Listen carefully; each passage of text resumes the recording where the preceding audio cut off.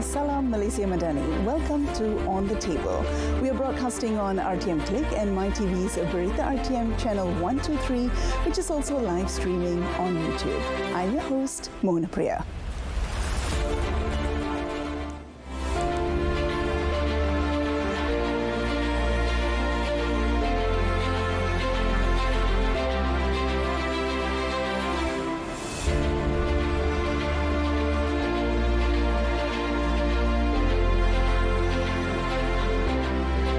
Last week, US President Donald Trump made a dramatic U-turn on retaliatory tariffs, offering relief to Malaysian markets that had been bracing for a steep 24% tariff rate.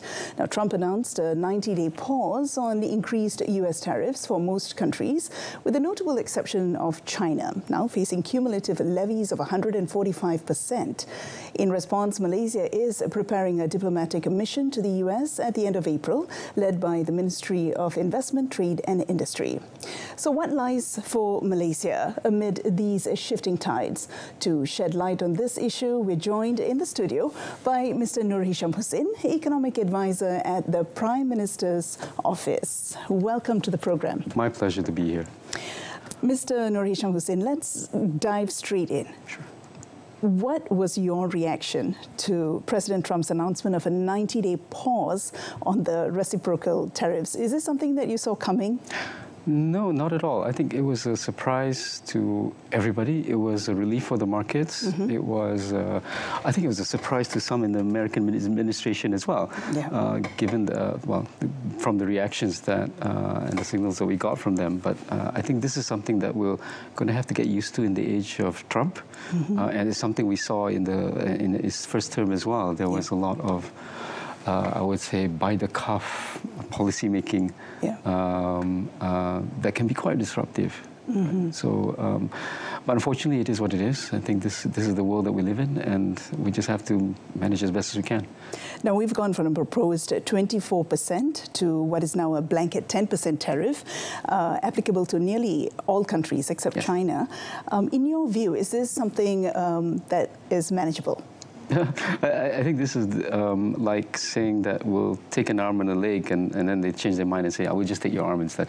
So it's a bit more manageable. It's not ideal. I think 10% tariffs were also something that are quite a bit higher than people were expecting. I think the fact that the tariffs are effectively universal, covering all goods, is highly unusual. And quite damaging, I think, for global trade. And to be honest, I think it's a little bit of, I would say, contradictory, I think, in terms of how American policy is being made, because on the one hand, they're saying that we want to reshore industries back to America. To the US, yes. But universal tariffs actually work against that, because you're not just, take for example, shipbuilding, which is one of the key sectors that they were talking about, because apparently China makes 1,400 ships every year, and the US only made 5 last year. Yeah, you can apply tariffs to the ships, but you're also applying tariffs to the things you need to build the ships. That's right. So, which doesn't make sense from a policy-making perspective. So the correct way to use tariffs, I think there are good arguments for using tariffs, I think, in terms of... in certain situations. In certain situations, especially when you're a developing economy, you're trying to build up a manufacturing base or a service sector or what have you.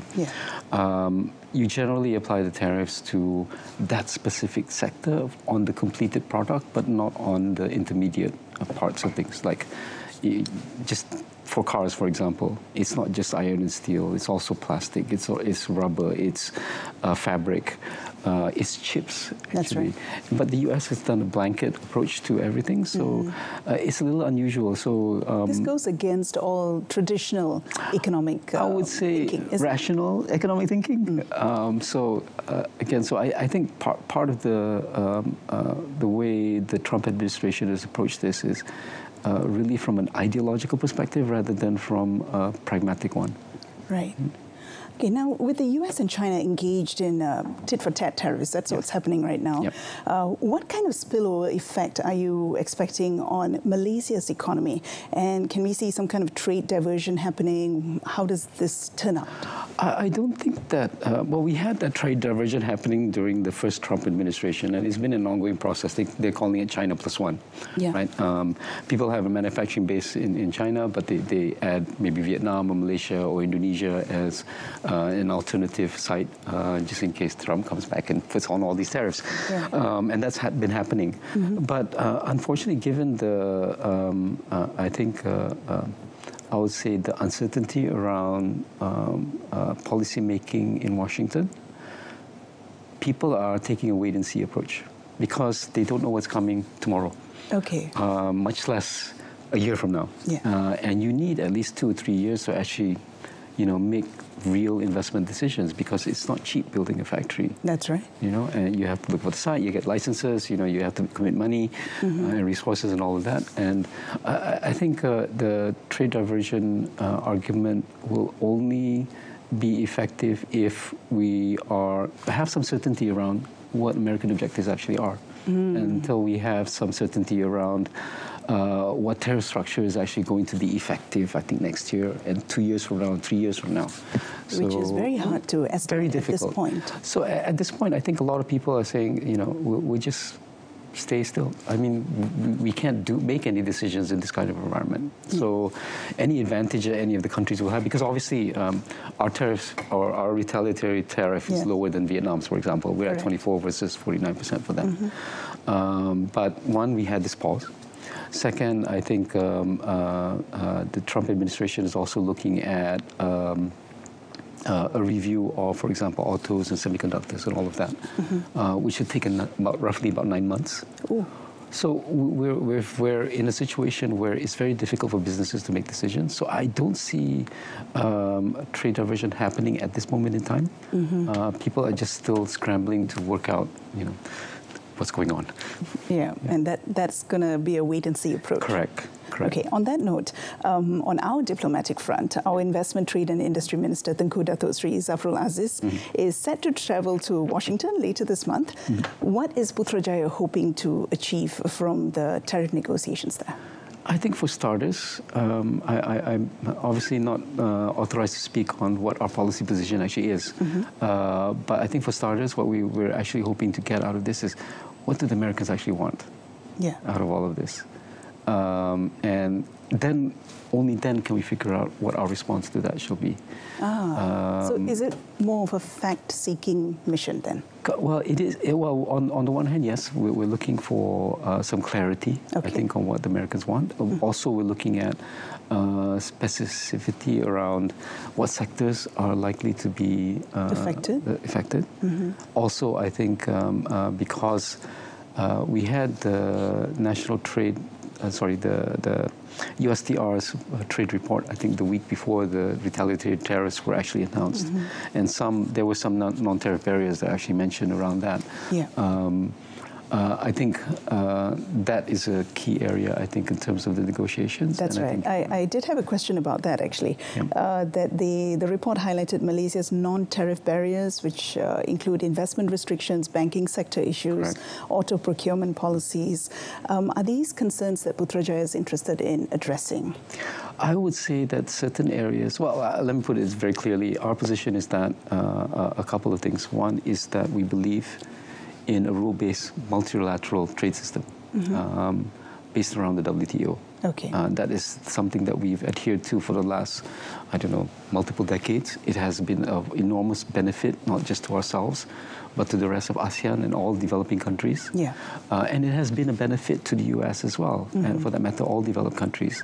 Trade benefits us all. There are downsides, and I think those downsides are things that we obviously can try to address. But there are issues of national interest that we can't budge from. Right? And regardless of what the American negotiating position actually is, we will need to look out for ourselves first. Right? And on that note, sir, Tunku Zafrul did state that the government's closely monitoring the trade tensions through the National Geo-Economic Command Centre.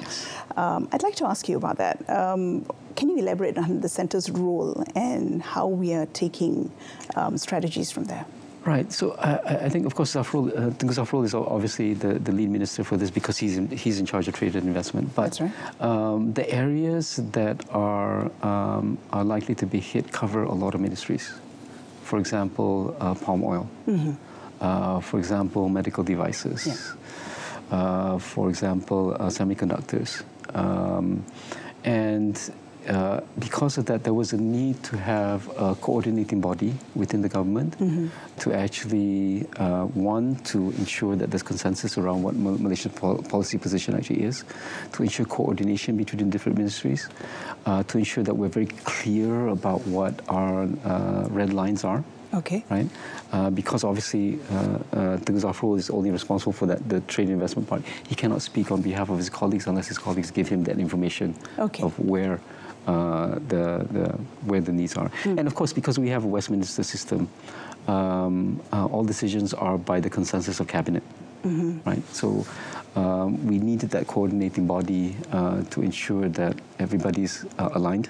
And that we speak with one voice, and to ensure that there's effective communication, not just to the Americans, but also to our own national, I think, our businesses, people who might be affected by this, make sure that we have all of that information in one place, and that we have a very clear, I think, idea of what we can negotiate on and what we can't. Okay, wonderful. Hold that thought. Mr. Nur Hisham will be going for a short break, and we'll continue this conversation after that.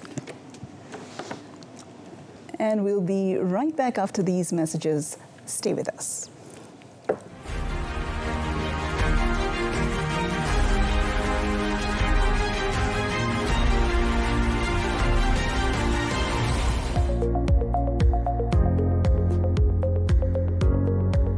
So leadership by example is something very important for me. So all our staff, if I want to instruct my staff to do something, I got to make sure I will be able to do it. And in case they are not able to do it, I can show them how to do it so that they can repeat, they can emulate what I have done so that they can do it better in the future.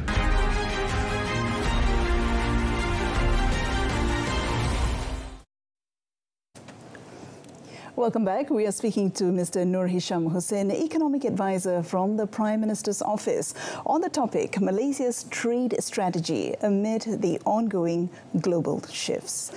Mr. Nur Hisham, could you, I'd like to discuss China. In light of the recently concluded President Xi Jinping's state visit to Malaysia, now China remains a critical trade partner for us. And are there clear lines in terms of what we are willing to concede to the US? And do you think China's relationship will eventually become a bargaining chip when it comes to talks? It appears to be so. I think President Trump has mentioned that. You're with us or against us kind of approach. But I think that really ignores the geopolitical situation entirely. And for that matter, economic relationships between all the countries. The US itself is highly reliant on China for a lot of things. They supply something like 90% of the Earth's rare earths that are critical for the energy transformation, that is critical for semiconductors, that is critical for battery technology and things like that. It's very difficult to untangle or decouple such large economies from the rest of the world. China is the factory of the world, but they are also increasingly becoming a consumer of goods from other places. They are a source of investment for a lot of developing countries. That's right. And for that matter, they are a major funder of the US government. I think they hold something like 20% of all US government debt. So it's a rather intricate relationship, and it's very difficult to actually separate the two. Now, in the point of terms of our relationship between the US and China, the US is actually the largest investor in Malaysia. in terms of absolute value. Yeah. And they have a long-standing, some of the biggest companies that they have long-standing relationship with Malaysia, like Intel. Yeah. Right. Intel has been here for the last 50 years, 50 plus years. Right.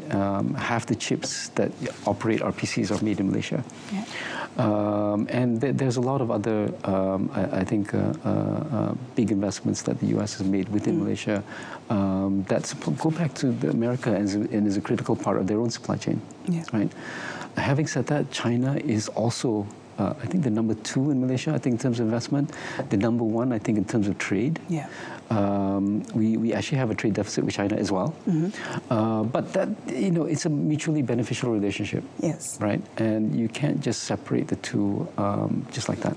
Yeah. And asking us to make a choice is like, I think that's a Hobson's choice. You can't really make that choice, And I think from our Malaysia's perspective, we're not here to take sides, right? And I think we're just here to develop our own country, ensure the prosperity of our own people. Correct. And I think the Americans need to understand that as well. Yeah. And it's to their benefit, for example, for a world that is prosperous and peaceful, right? I understand there continues to be tension between the U.S. and China, not just on the economic sphere, but also in the geopolitical sphere. Correct. And I think the geopolitical part is actually a lot more important, and the economics part of things is a sort of collateral damage, unfortunately. Okay. So we'll have to see. I think we do need to make the point to the Americans that we are non-aligned, we are neutral, right? We are not an ally of either sides. We're just a friend and partner to both. Right. Realistically, though, considering our size, how much leverage do we have to be able to state our position? Well, obviously, we're a small, open economy. Yeah. And they're more likely to focus more on China than on us, right? But I do recall that Switzerland managed to survive World War II without taking sides. Sweden managed to survive World War II without taking sides, right? So we have a stake in this conflict, so to speak. Yeah. But ultimately, we're not here to be a frontman for either side. Okay. Right? And I think to put us in that position is a little unfair. It is unfair. But you don't think it'll get to that point where we will have to choose between Washington and Beijing? I would say that they're over there and China's over here, right? Okay.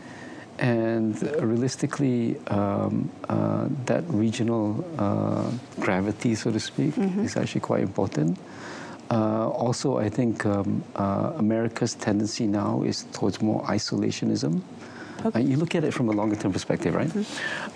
They have tended to, they actually were very isolationist, especially in the 19th century and I think in the middle of the 20th century. I think it's only after post-World War II where they really engaged with the rest of the world.